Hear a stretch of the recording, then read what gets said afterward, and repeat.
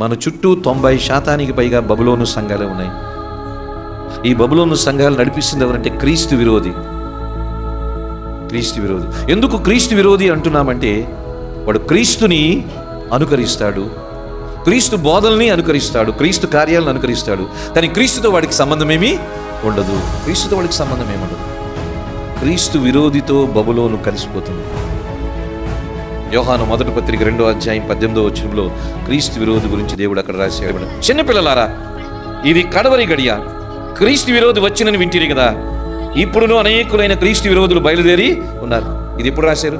యోహాను మొదటి పత్రిక రాసి ఇప్పటికి 2000 సంవత్సరాలైంది. ఇప్పటికీ అనేకులైన క్రీస్తు విరోధులు వచ్చారని ఎప్పుడు చెప్తున్నాడు? 2000 సంవత్సరాల క్రితం చెప్తున్నాడు. అంటే 2000 సంవత్సరాల క్రితమే క్రీస్తు విరోధులు అనేకులు ఉన్నారు. ఇప్పుడు వారి సంఖ్య పెరిగిందంటారా తగ్గిందంటారా?